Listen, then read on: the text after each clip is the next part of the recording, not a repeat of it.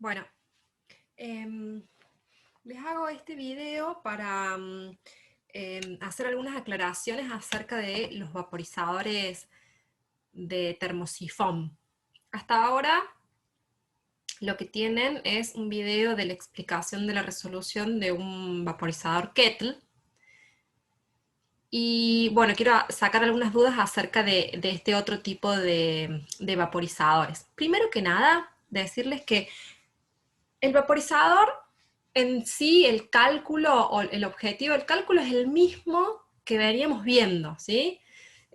Porque yo noto que tienen como un cierto miedo a estos equipos o que no lo logré explicar bien, no se logró entender bien hasta el momento. Em,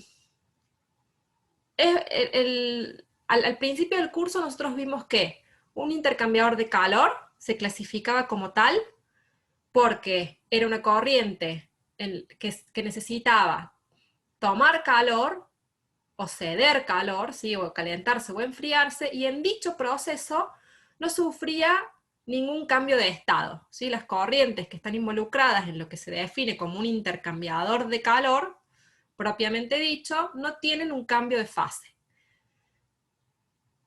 Entonces, en ese caso, las ecuaciones de U por A por delta T y MCP delta T aplicaban ambas, ¿sí? Nosotros iniciábamos el cálculo seguramente calculando el Q a través del MCP delta T.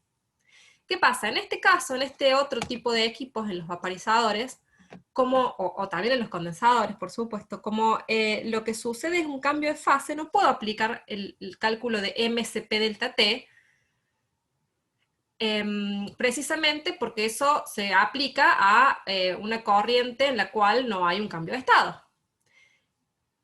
Pero en definitiva, lo que necesito calcular en este tipo de intercambiadores es lo mismo. Lo que necesito calcular es el Q igual a U por A por delta T. Lo que va a cambiar entonces va a ser la forma en que llegamos a calcular inicialmente ese Q. ¿Cómo puedo calcular el Q en este tipo de equipos? Bueno, acá sí yo lo asemejo o lo comparo con lo que les expliqué anteriormente de evaporadores, ¿sí? O sea, una forma que tengo para calcular el calor que la corriente de procesos, en este caso, va a tomar, ¿sí? Para poder evaporarse, para cumplir con la función del vaporizador, ese calor lo puedo calcular a través de un balance de energía, ¿sí? Lo puedo calcular a través de el cálculo de las entalpías o de la diferencia de entalpías entre la corriente de salida y la corriente de entrada al equipo, ¿sí? Entonces, la diferencia de entalpías entre la corriente de salida y la corriente de entrada me va a dar como resultado el Q, que antes en intercambiadores de calor, ese Q, para calcular la diferencia de entalpías, no lo hacíamos así, sino que directamente podíamos aplicar la fórmula del Q igual al MCP delta T. Entonces, teniendo la temperatura de entrada y de salida de la corriente, sabiendo su caudal o su masa, y conociendo o calculando su CP, su capacidad calorífica, sacábamos directamente el calor. En este caso, no podemos hacerlo a través de esa fórmula, entonces vamos a hacer un delta de entalpía. Esa es la gran diferencia entre este equipo en el cual hay un cambio de fase y un intercambiador de calor en sí. Y el cálculo, que es la complejidad que ustedes van a ver en el cálculo de un vaporizador, va apuntado a eso.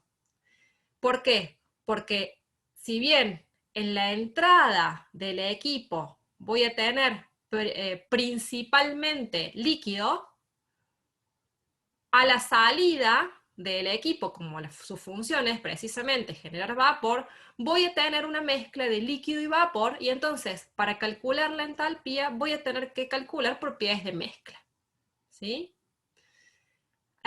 Entonces, la complejidad del cálculo viene dada mayoritariamente por eso, pero para que se entienda, lo único que estoy haciendo es un delta, calcular el delta de entalpía entre la corriente de entrada y la corriente de salida.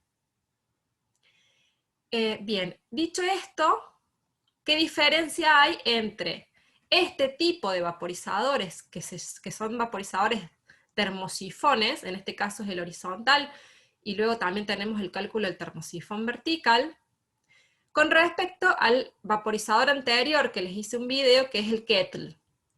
Recuerden que el kettle, si repasaron el teórico, el kettle es un equipo que es algo así como una olla hervidora, ¿sí? Donde el líquido está acumulado en ese recipiente y a medida que genera vapor por el intercambio de calor con una corriente calefactora, ese vapor va a retornar a la torre.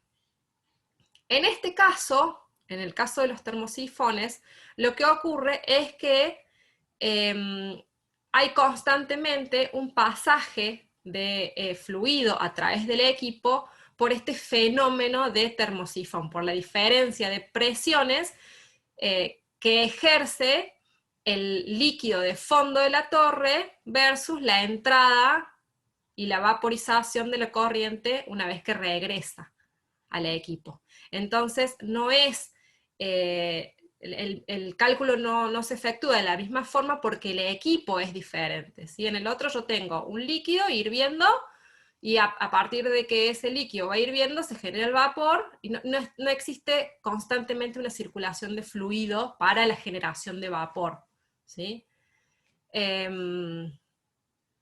Entonces, yendo al cálculo específicamente, lo que va a ocurrir en este tipo de equipos, en los termosifones, es que como necesito una cierta altura de líquido para que genere esa presión para la circulación del fluido a través del equipo, entonces, en un kettle no tengo en consideración esta altura de líquido, pero en un termosifón es muy importante.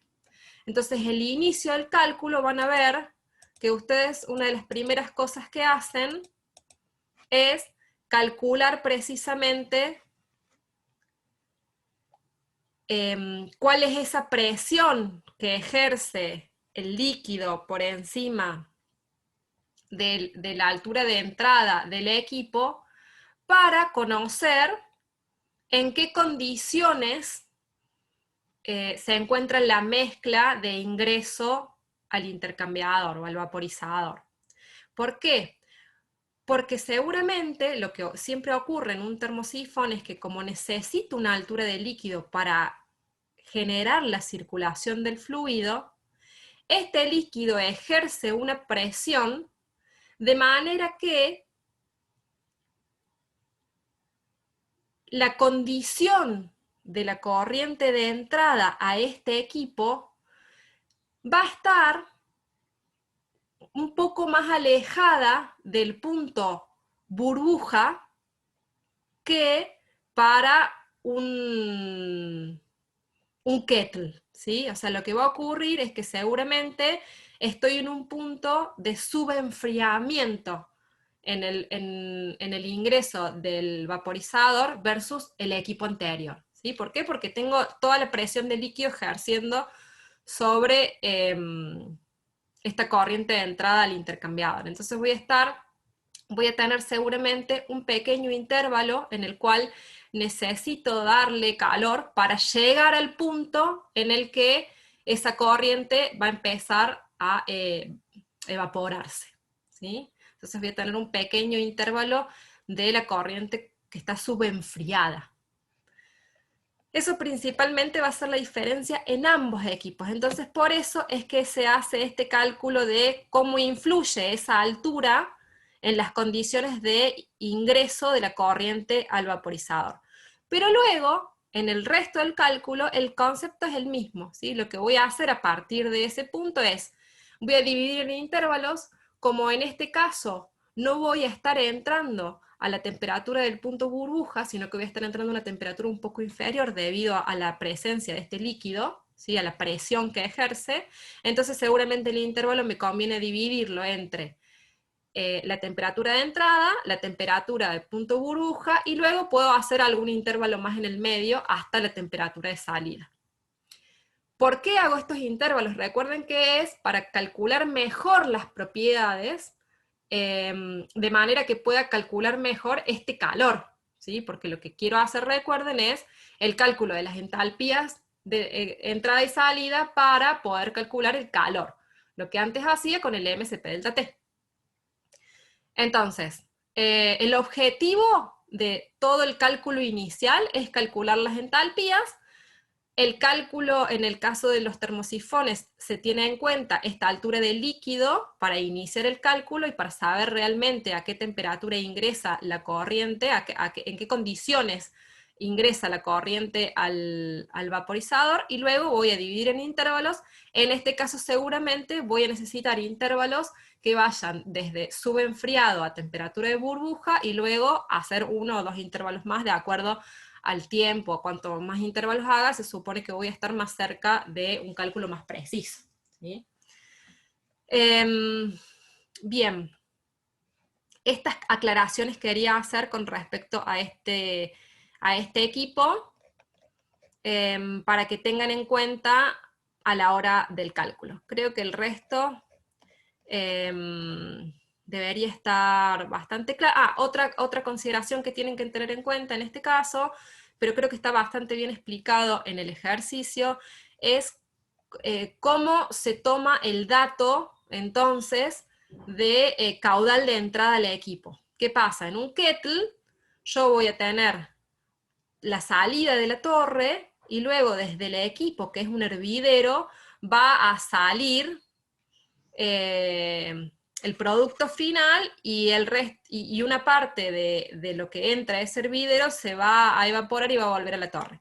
En este caso lo que pasa es que desde el último plato de la columna va a caer todo el líquido que se produce en ese último plato, una parte se va a ir como producto y otra parte va a ir a la recirculación a través del vaporizador.